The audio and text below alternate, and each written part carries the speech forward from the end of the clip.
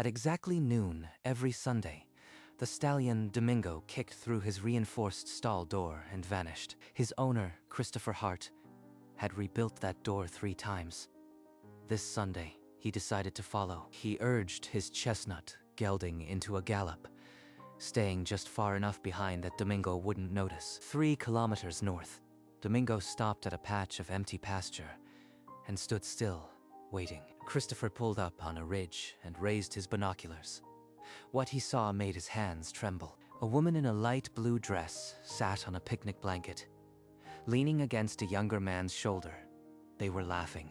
Domingo trotted over to them, and the woman rose to stroke his muzzle like she had done it 1,000 times. Christopher lowered the binoculars, his mind racing. He knew that horse, but he couldn't make out the woman's face. The afternoon sun left her in silhouette, yet something about the way she moved was familiar, and it terrified him. A week earlier, the same stall door lay in splinters on the barn floor. Not for the first time, not even the second. Christopher ran his hand over the shattered oak. The 4-inch deadbolt had snapped like a twig. 3rd Sunday in a row. That horse is costing me a fortune. He spent the afternoon hammering new planks and double-bolting the iron hinges. Inside the farmhouse, Pamela set the dinner table for 2, hoping tonight he might actually look at her. Another Sunday.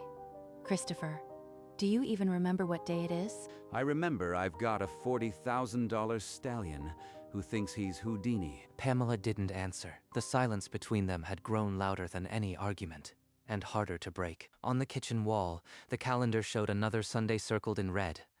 A countdown she'd never explained. Then came the explosive crack of wood, and the thunder of hooves down the dirt road once more. Christopher heard the crash from the house and didn't even bother running. He already knew what he'd find. He pulled out a map and marked the route. 3 kilometers, dead straight north. Same direction every time. The following week, he installed a surveillance camera in the stall, pointed directly at the door. Let's see you escape now, you 4-legged phantom. At noon on Sunday, the monitor showed Domingo standing, ears twitching. Then he charged. The camera caught every splintering second, but not where he went afterward. Christopher, I was thinking, maybe you could ride with me on Sundays, like we used to. I don't have time for trail rides, Pamela. This horse is costing me a fortune. That weekend, he decided to saddle up and follow, to see where the prince led with his own eyes. Tonight, I'll have answers. On Sunday morning, Christopher told Pamela he had errands in town. Instead, he hid in the barn, eyes on his watch. When the second hand struck 12, the familiar sound of splintering wood echoed through the stable. Domingo thundered past, hooves trailing splinters, and galloped down the dirt road without breaking stride. Christopher was already mounted. He gave the beast a 100-meter head start, then followed at a ruthless pace. 3 kilometers of pounding hooves and a tightening chest. Every stride felt like a countdown to something irreversible. At the ridge, he reined in. Below, the picnic blanket lay spread, and the couple had arrived before him. He raised the binoculars. This time, the sun had shifted, and the woman's face fell into perfect, devastating focus. That's Pamela. That's my wife. His chest clenched until he couldn't draw breath. The binoculars slipped from his fingers and thudded against his chest. Down in the pasture, his wife laughed at something the stranger said. Unaware her 15-year marriage had just ended, Christopher fumbled for his phone, hands shaking as he zoomed in on the 2 figures below. He captured the woman and younger man sharing a blanket, their bodies angled toward each other like they'd done this 100 Sundays before. Look at her. She never laughs like that with me anymore. Then they mounted their horses, Pamela on Domingo and the stranger on a chestnut, and rode side by side across the pasture. When the man turned, Christopher recognized the face. Jason Collier, the riding instructor from the equestrian center. She begged me to ride with her, and she chose him instead. He snapped another photo as they dismounted, this time capturing Jason's hand on Pamela's lower back, steadying her. That's all the proof I need. She's been lying to me for months. He stayed hidden, until the two figures disappeared over the far hill. Then he rode home with a venomous silence. That evening at dinner, he couldn't meet her eyes. The weight of the photos in his pocket felt heavier than any badge. So, what did you do with your Sunday? Anything interesting? Not really. Just read my book and took a long nap. A nap, right. In a light blue dress on a picnic blanket. The silence that followed wasn't empty. It was full of things Christopher couldn't say, and Pamela didn't know she'd done. The next day, Pamela sent a message. Meeting running late. Order dinner without me. Christopher didn't believe it for a second. Fine, I'll just eat alone. Again. What did I do wrong? He's never been this distant before. That night, Christopher stood in the bedroom doorway, watching her sleep. The betrayal curdled inside him. She thinks I am a fool. She'll slip. And when she does, I'll be there. Days passed, the household frozen. He waited for the next Sunday like a hunter counting down to season. The next Sunday, he didn't bother with binoculars. He rode straight to the ridge, phone camera already open. They were already settled on the blanket. A leather-bound photo album open between them. She's showing him pictures now. Our lives shared with a stranger. He pressed record without hesitation, capturing every intimate gesture, every private smile. When Jason's hand covered hers on the album, Christopher's jaw locked like iron. I could walk down there right now, destroy this fantasy before their eyes. But he lowered the phone. He wanted the confrontation with every card in his hand. He replayed the video twice on the ridge, the sunlight glinting off his screen like a dagger. By the time he mounted his horse, the replay had twisted every laugh into proof of betrayal. Next Sunday, I'll be standing in that pasture when she arrives. No more lies. He returned home with silence that could shatter glass. Pamela was folding laundry, but her hands stilled when he entered. I am going to ask you once, Pamela. Where do you really go every Sunday? Christopher, what are you talking about? I stay right here. I nap. I read. Stop. I've seen the calendar. I know you leave. Just tell me the truth. I go riding. I ride Domingo alone.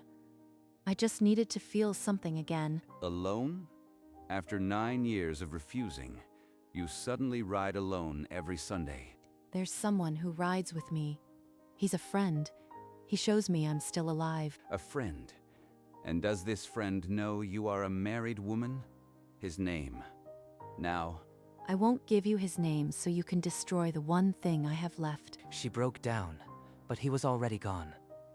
The engine roared. The house swallowed her sobs. Sunday arrived with a harsh, cloudless sky. Christopher was already at the pasture before 10, his chestnut hidden in the tree line. no more shadows. No more lying. It ends today. He waited behind the oak, the minutes grinding by, until he heard the distant thunder of Domingo's hooves. The stallion trotted into the clearing, Pamela on his back, Jason riding beside. For one heartbeat, it looked like a life Christopher had never given her. Christopher, what are you doing here? Why is your horse? No, Pamela. The question is why my wife is having a picnic with a man half her age. Mr. Hart, please. It's not what it looks like. I am just her riding instructor. She needed someone to. Don't you talk to me. You are a home wrecker. I've seen the photos. I've seen the photos. I've seen you touch my wife. Stop. You followed me? You've been spying on me? She dismounted, shaking. The picnic blanket lay crumpled at their feet, and the silence was louder than any accusation.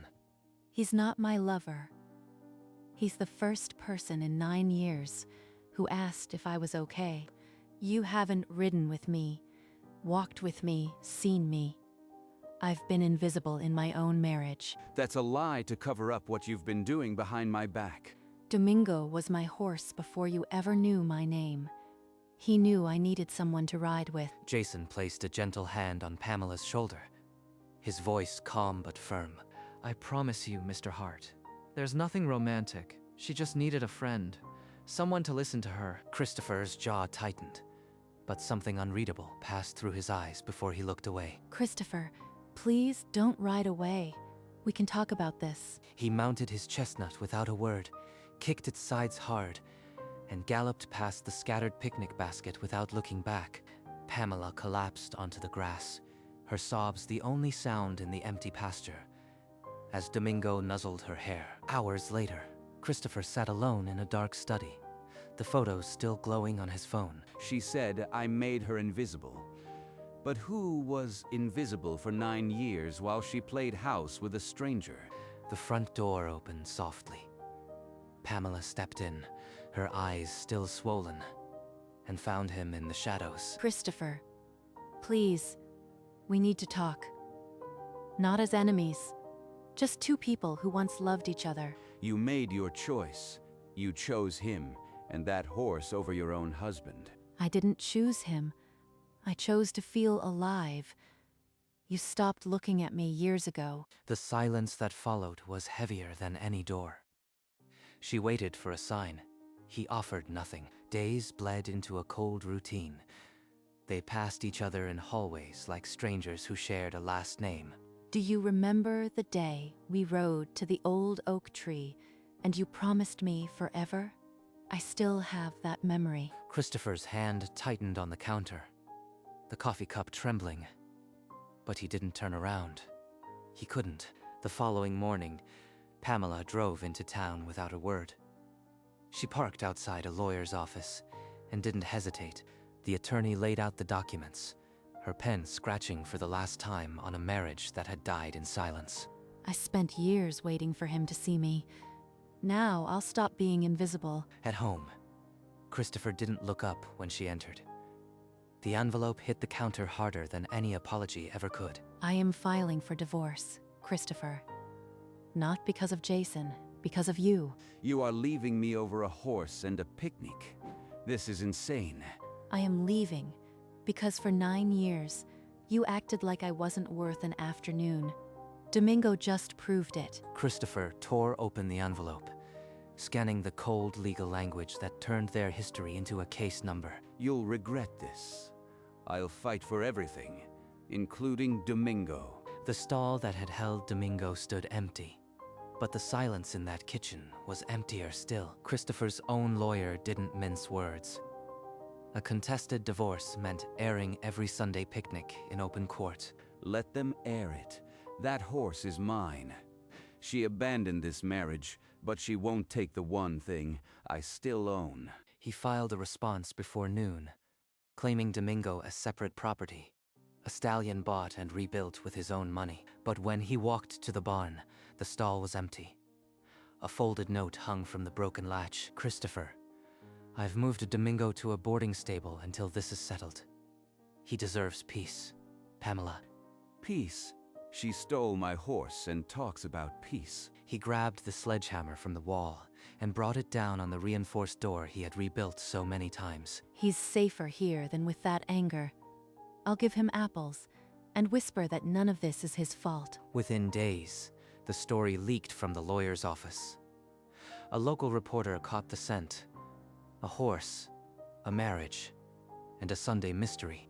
The divorce petition wasn't just a private grief anymore. It was about to become a public reckoning. By sunrise, the regional paper ran a front-page teaser. Divorce on horseback, the stallion dividing a county. She fed this to the papers.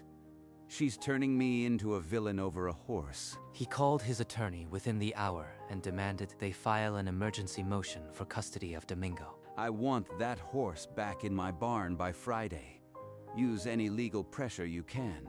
The lawyer warned it would look punitive, but Christopher transferred another retainer and told him to file anyway. He's dragging Domingo into a war. The horse never did anything wrong. At the preliminary hearing, Christopher took the stand and, under cross-examination, blurted out that Domingo had lied by leading him to the picnic. That animal made me believe my wife was unfaithful. He's the reason I am here. The judge leaned forward and remarked that a horse cannot testify.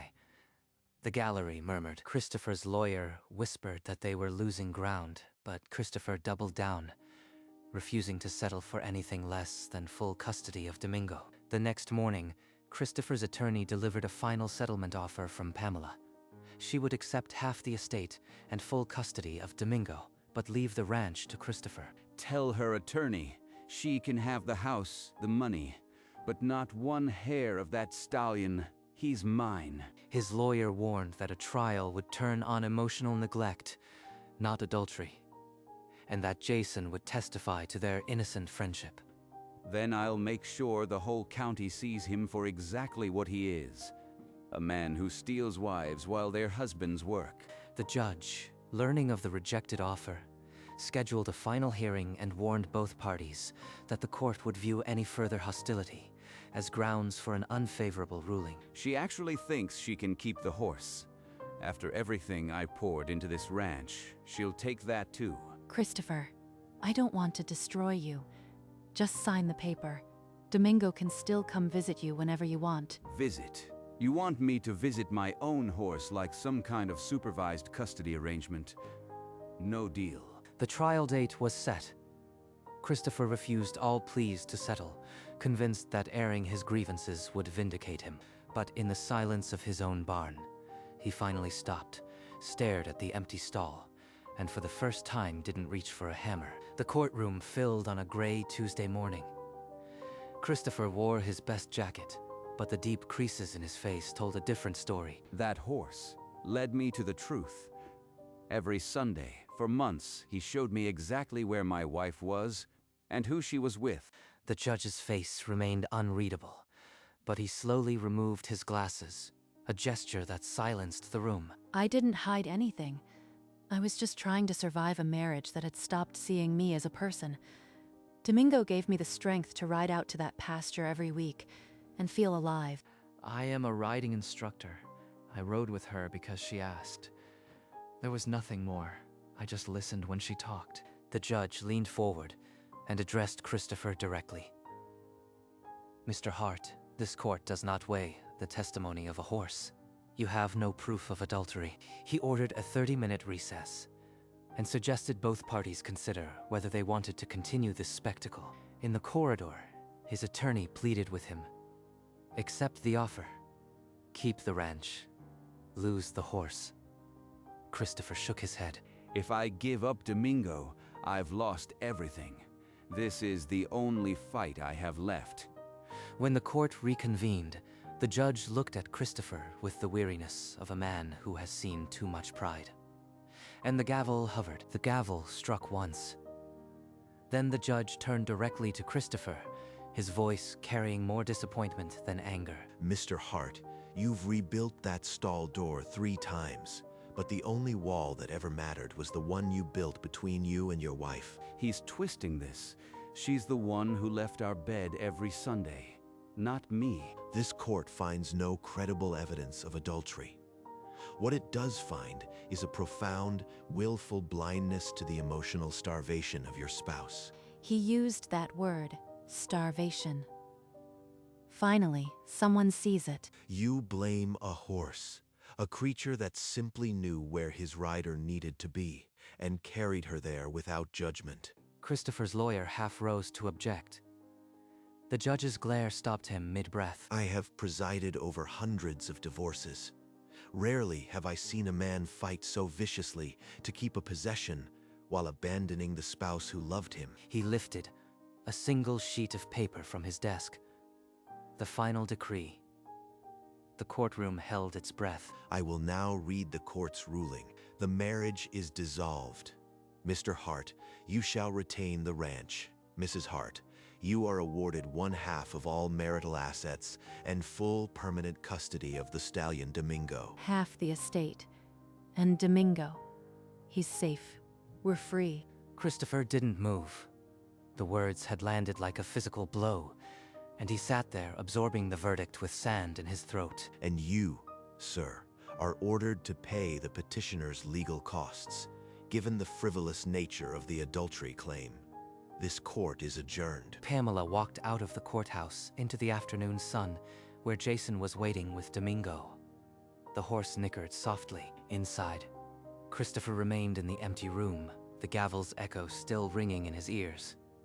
His lawyer had already packed his briefcase. By evening, the county paper had run the story beneath a headline that would be framed in beauty parlors and feed stores for years. The article read, "In a ruling that stunned the county, Judge Marcus Monroe granted Pamela Hart full custody of the stallion, whose Sunday rituals exposed a marriage hollowed by neglect." Christopher sat on the porch of his ranch, the paper limp in his hand. The stall door he had rebuilt so fiercely stood empty in the moonlight. I lost everything. And the only thing that did the right thing was a horse. The next Sunday, the clock struck noon, and the ranch stayed silent. No splintering wood, no galloping hooves, just the hum of an empty barn. Christopher sat at the kitchen table, a cold cup of coffee before him, staring at the chair where she used to sit. Look at him, Jason. He seems happier already. No more breaking down doors. I hope one day he understands why Domingo had to break free every Sunday. Not for me, for him. Back at his ranch, Christopher walked into the barn and stopped before the empty stall. For once, his hands weren't fists. He reached for the heavy iron bolt he had installed and slowly, deliberately slid it open. Then he removed it entirely. At the local diner, the newspaper sat on every counter. Horse ends marriage without doing wrong had become the story no one could stop talking about. Christopher overheard a customer laugh, then read the line aloud. He didn't interrupt. He just paid his bill and walked out. She was right. I never listened, not to her, not to the horse. I just kept building walls. Far across the valley, Domingo galloped through a green meadow, Mani streaming, without a single wooden splinter in his way. You didn't lie, Domingo. You just loved her more honestly than I ever did. He understood now that the stallion had been trying to show him what he'd refused to see, that his wife was starving for connection. Outside a cafe, he saw the newspaper in a rack, the headline now beneath a photo of Pamela, smiling with Domingo. People pointed and nodded. At the boarding stable, he parked his truck across the field, watching Pamela brush Domingo's mane, Jason sitting nearby reading. No anger rose in him, only a deep, quiet remorse. He didn't approach. He simply turned the key and drove home, leaving them in the golden light. That evening, the local radio talk show opened with, "And now, the story everyone's talking about. The horse who exposed a marriage without doing a thing wrong." Christopher listened, the words settling around him like a verdict he finally accepted. Back at the barn, he took down the reinforced hinges from the stall and threw them into a scrap pile. Then he hung a simple rope, like the one Domingo had when he was just Pamela's horse. He placed a fresh bucket of water and a flake of hay in the empty stall. Not for any horse, but as a promise to no longer keep a space that was meant to be open. I am sorry, Pamela. I am sorry, boy. The headline became a folk legend. In barns and diners across the county, people told the story of the horse that ended a marriage without doing a single thing wrong. Christopher drove past the boarding stable one Sunday, saw Pamela and Jason laughing on their porch, and didn't stop. The sight no longer clawed at him. It simply ached. They look happy. She looks like she did when we first met. I'd forgotten that light in her eyes. At the ranch, he placed the framed newspaper clipping on the mantelpiece, beside a faded photograph of him and Pamela on horseback, decades ago. Domingo lived out his years in green pastures, never again needing to break down a door. His muzzle grayed, but his eyes remained dark and knowing. One evening, Christopher walked to the empty stall, touched the simple rope halter he'd hung, and finally spoke aloud. You were always a better man than me, boy. The horse that ended a marriage without doing anything wrong became the story people told to remind themselves that neglect is a quiet violence, and that sometimes the truest love comes in the form of a beast that refuses to let you be invisible. Somewhere in the county, a silver-gray stallion stood in a meadow at sunset. A mare by his side, foals playing at his feet, his days of splintering wood long behind him. He had carried her to a place where she could finally be seen. And that, in the end, was more than enough. Christopher Hart never remarried. He spent his mornings repairing fences, not because they broke, but because the work kept his hands busy and his mind clear. He sends me a letter once a year, on the anniversary of the divorce. It just says, "I am sorry. Ride safe." The horse taught him more in silence than any argument ever could. Sometimes the best lessons come on four legs. The framed newspaper clipping stayed on the mantel, yellowing with age, a silent witness to a story that had become local history. Generations of barn cats grew up in the empty stall, curling up in the hay Christopher kept fresh, though no horse ever slept there again. On Sundays at noon, if the wind was right, you could hear the distant nicker of an old stallion.